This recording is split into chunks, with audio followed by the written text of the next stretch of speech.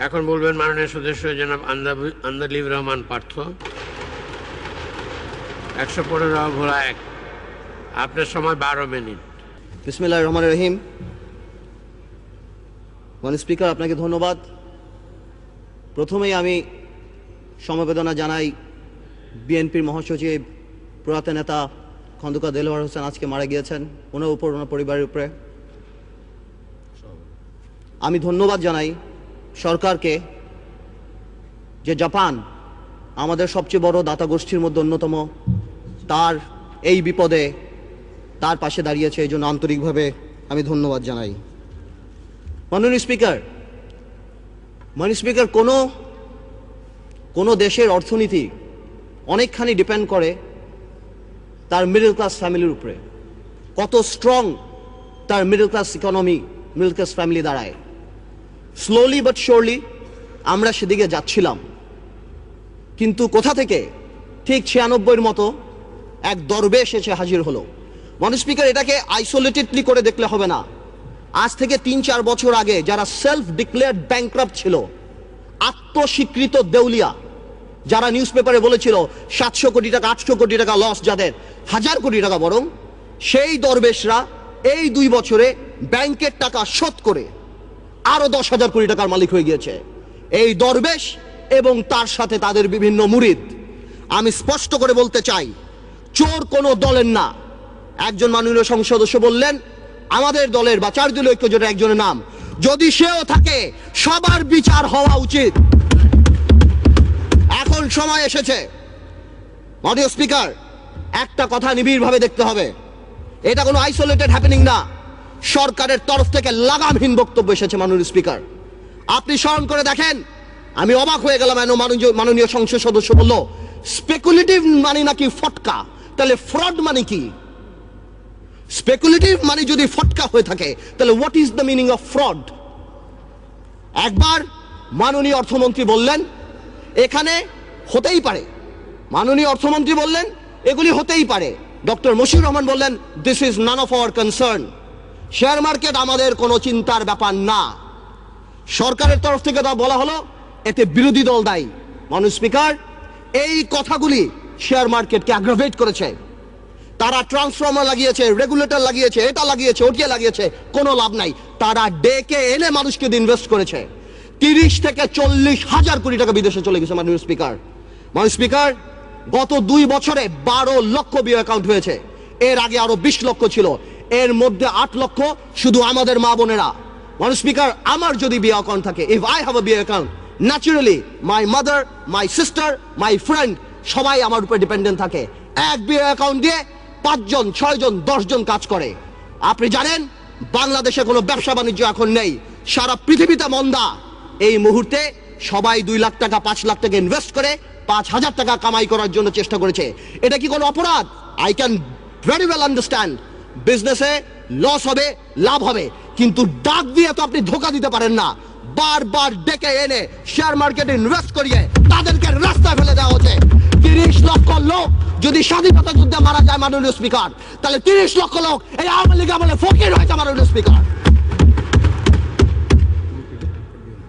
মাননীয় speaker, one thing I just don't understand. আজ থেকে 1 বছর আগে এইখানে দাঁড়িয়ে বললাম এয়ারটেলের কথা। এই এয়ারটেল 2000 কোটি টাকার শেয়ার কেলেঙ্কারি করে বাংলাদেশকে 95 কোটি টাকা স্ট্যাম্প ডিউটি দেয়নি। সারা বাংলাদেশ যখন বিদ্যুতের জন্য পাগল, এক আরবিতে 2,80,000 অ্যাপ্লিকেশন আছে বিদ্যুতের। 5 লক্ষ শুধু আছে বিভিন্ন কলকারখানা প্রতিষ্ঠান, বড় ছোট দালানের। 210টা টাওয়ারে নির্বিচ্ছিন্ন বিদ্যুৎ সংযোগ দেওয়া হচ্ছে এই এয়ারটেলকে। কেন মাননীয় স্পিকার, আমরা জানতে চাই। আমি জানি আমার এই কথায় এয়ারটেলের করাপশন বন্ধ হবে না, ইনভেস্টিগেশন হবে না, তবে the time has come. I want to urge the people of Bangladesh যে আপনারা এয়ারটেলকে প্রত্যাখ্যান করেন। যেই কোম্পানি ইস্ট ইন্ডিয়া কোম্পানির মতো এত কোটি কোটি টাকা ট্যাক্স ফাঁকি দিয়ে, স্ট্যাম্প ডিউটি ফাঁকি দিয়ে এই দেশে ব্যবসা বাণিজ্য করছে, তাদের ইন্টেনশন ভালো না। আমি সবাইকে অনুরোধ করব বাংলাদেশের যে আপনারা এয়ারটেলকে বয়কট করেন, পাবলিকলি বয়কট করেন। মাননীয় স্পিকার, সন্ত্রাস, সন্ত্রাস আর পাওয়ার প্ল্যান্ট। একটা কথা আমি শুধু বলবো, একজন মাননীয় সংসদ সদস্য বললেন ইলেকট্রিসিটিতে নাকি দেশ প্রেগনেন্ট হয়ে গেছেন। I am not use to this languages, but আমার জবাব দিতে যখন দেখি চানাচুর কোম্পানি, ফার্নিচার কোম্পানি, নাম নিচ্ছি অটোবি, যারা সারা জীবন ফার্নিচার বানিয়েছে তারা বিদ্যুৎ প্ল্যান্ট পেয়েছে, আমার মনে হয় এই প্রেগন্যান্সি খুব তাড়াতাড়ি মিসক্যারেজ হয়ে যাবে এবং এই দেশে বিদ্যুৎ আসবে না। আমরা চাই, আমরা দেখতে চাই যাতে বিদ্যুৎ আসুক। আমি যদি দেখি গাধাকে দিয়ে ঘোড়ার রেস দৌড়ানো হচ্ছে, আমি জানি এই গাধা গন্তব্যে কোনোদিন পৌঁছাবে না। মাননীয় স্পিকার, ডক্টর ইউনিসকে নিয়ে কিছু কথা না বললেই নয়। মাননীয় speaker, I will not go into the details of the law. তবে অনেকেই বলে যে ল ইজ ইকুয়াল। এখানে অনেক বড় বড় কনস্টিটিউশনের বিজ্ঞ লোকেরা আছেন, তারা যদি থাকতেন আরো সুবিধা হতো। মাননীয় স্পিকার, যদিও পার্লামেন্ট বলে, সংবিধান বলে ল ইজ ইকুয়াল, বাট বাস্তবে কিন্তু ল ইজ নট ইকুয়াল। 111-এ দেখেছি অনেক বড় বড় নেতাদেরকে বিষ তেলে রাখা হয়েছে, কিন্তু দুই নেত্রীর জন্য আলাদা জেলখানা রাখা হয়েছে। এই পার্লামেন্টে আমি যা বলবো দ্যাট ইজ ইমিউন। ডিপ্লোম্যাটরা অনেক কিছু করে, ইমিউনিটি আছে। কিছু কিছু ক্ষেত্রে কিছু কিছু স্পেশাল মানুষের জন্য ল একটু কার্ভ করে যেতে পারে।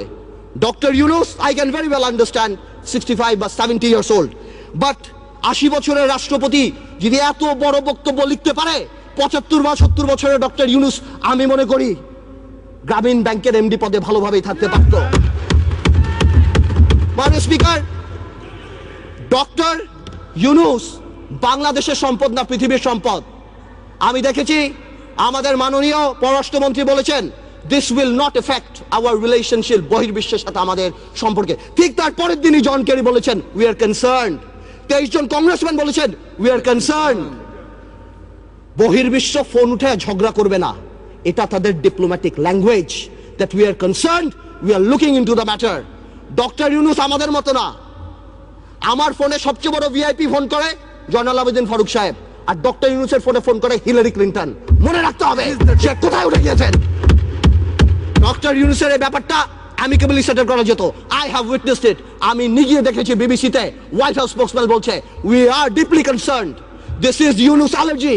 আমি জানি অনেকে বলতে পারবে এটা আমাদের সার্বভৌমত্ব, আই ক্যান আন্ডারস্ট্যান্ড এটা আমাদের সার্বভৌমত্ব, কিছু একটা ব্যালেন্স নিড টু বি ড্রন।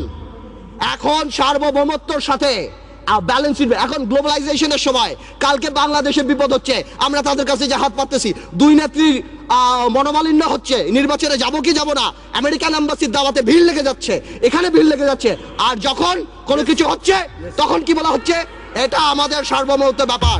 এটা সার্বভৌমত্ব ব্যাপার না, এটা পার্সোনাল ভেন্ডাটার ব্যাপার। সংসারের কথা আসতেছে, excuse me, I would appreciate if you let me finish. Yes, please, uninterruptedly. You Thank understand you. it? Yes, you should know it. Please. আমি আরেকটা কথা বলতে চাই,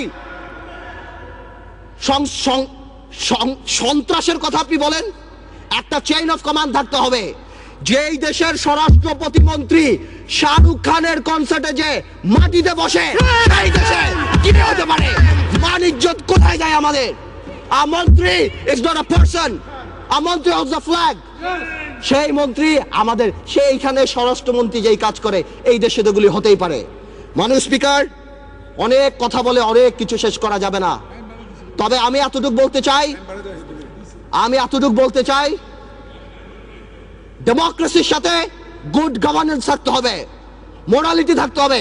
আপনি কল্পনা করতে পারেন মাননীয় স্পিকার, একজন অ্যাটর্নি জেনারেল ওই পদে বহাল থাকে, কিভাবে সে বসে বলে কে নোবেল প্রাইজ পাওয়া উচিত, কে নোবেল প্রাইজ পাওয়া উচিত না।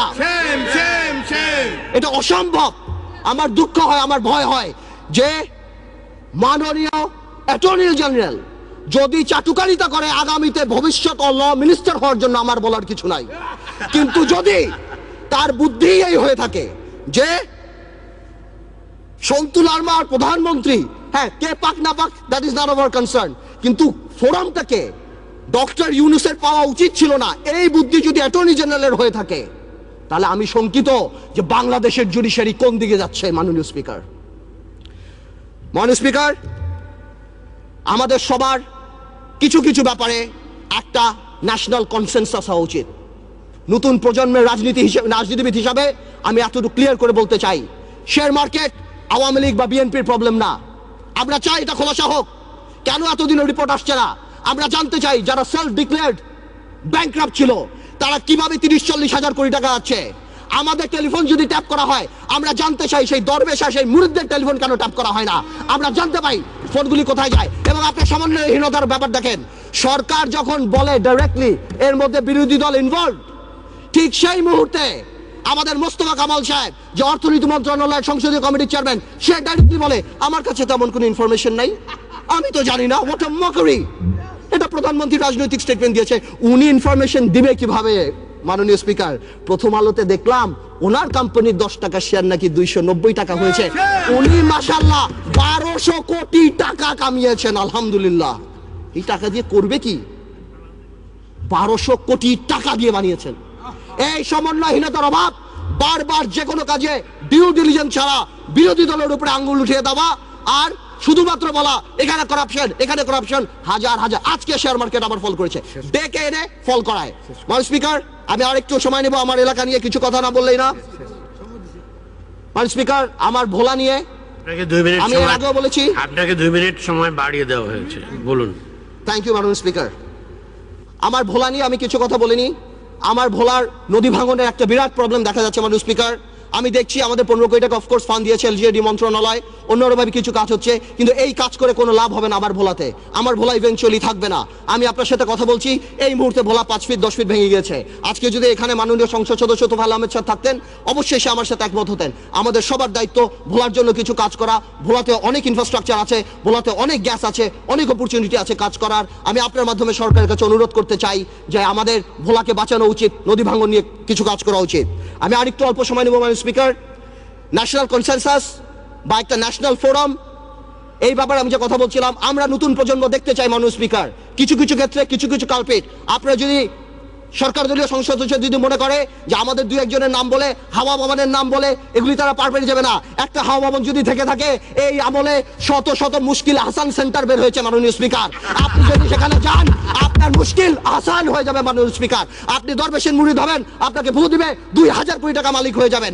শত শত লোকসানের কোম্পানি, জিএমজির মতো কোম্পানি, ওয়েস্টিনের মতো কোম্পানি আপনি নিয়ে যাবেন 20 কোটি টাকাকে বিলিং ভ্যালুতে বড় করে আপনি শেষ করে দিবেন। আপনি হঠাৎ রাতারাতি 40 কোটি টাকার মালিক হয়ে যাবেন। সর্বশেষ আমি একটা কথা বলবো, আমি সরকারকে আন্তরিকভাবে ধন্যবাদ জানাই যে সরকার এই দরবেশ বাবাকে বাংলাদেশের অর্থমন্ত্রী বানায় নাই। যদি বানাতো, দেশটার প্লেসমেন্ট শেয়ার বের করে, দেশটার বুক বিল্ডিং বের করে এখন মার্কেটে বিক্রি করে দিত। আপনাকে ধন্যবাদ মাননীয় স্পিকার।